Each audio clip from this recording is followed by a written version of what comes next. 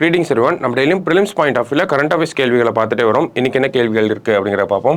முதல் கேள்வியில who is the 50th recipient of Bharat Ratna award அப்படிங்கற கேட்டிருக்காங்க. சரியா?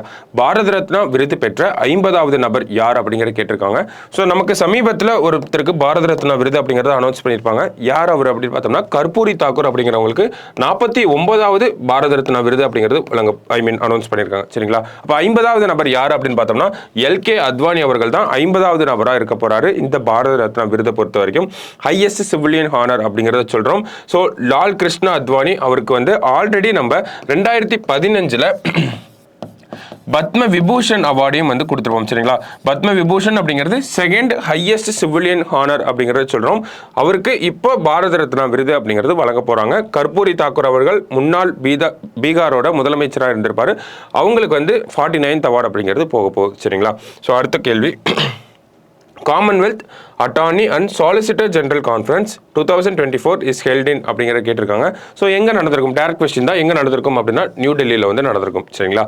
அடுத்தது so third question, place of worship act was enacted in which year அப்படிங்கிறத கேட்டிருக்காங்க. வழிபாட்டு தள சட்டம் எந்த ஆண்டு இயற்றப்பட்டது அப்படிங்கிறதா கேள்வி. ஸோ எந்த ஆண்டு அப்படின்னு பார்த்தோம்னா 1991 தான் வந்திருக்கும். PV நரசிம்ம ராவோ அவர்கள் பிரைம் மினிஸ்டராக இருக்கப்போ இந்த ஒரு விஷயத்தை வந்து பண்ணியிருப்பாரு.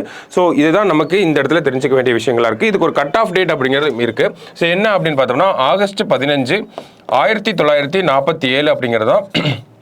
ஸோ மத வழிபாட்டு தலங்கள் ஆகஸ்ட் 15 1947 எப்படி இருந்துச்சோ அந்த ஒரு ஸ்டேட்டஸை தொடர்ச்சியாக மெயின்டைன் பண்ணணும் அப்படிங்கிறது தான் இந்த ஒரு சட்டத்தோட அப்ஜெக்டிவாக இருந்துச்சு. சரிங்களா? ஸோ அதுக்காக தான் இந்த ஒரு கட் ஆஃப் டேட் அப்படிங்கிறத கொடுத்துருக்காங்க. இந்தியனோட இண்டிபெண்டன்ஸ் டேவை வந்து சொல்லியிருக்காங்க. அந்த டேட்டில் என்ன மாதிரியான வழிபாட்டு தலங்கள் இருந்துச்சோ அதே மாதிரி தான் இந்த ஒரு தொடர்ச்சியாக இந்தியாவோட வரலாறுங்கிறது இருக்க வரைக்கும் அதே ஒரு ஸ்டேட்டஸில் தான் இருக்கணும் அப்படிங்கிறது தான் இந்த சட்டத்தோட நோக்கமாக இருக்குது. சரிங்களா? அடுத்தது, what is the name of the new research vessel inducted into the Indian Navy அப்படிங்கிற கேட்டிருக்காங்க. இந்திய கடற்படையில் இணைக்கப்பட்ட புதிய ஆய்வு கப்பலின் பெயர் என்ன அப்படிங்கிற கேட்டிருக்காங்க. ஸோ என்ன அப்படின்னு பார்த்தோம்னா INS சந்தாயக் அப்படிங்கிறது தான்.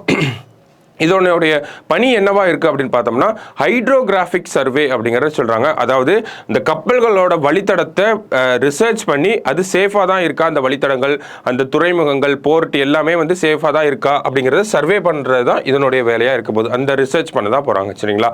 ஸோ கடைசியாக 2024 Davis cup tournament is being held in அப்படிங்கிற கேட்டிருக்காங்க.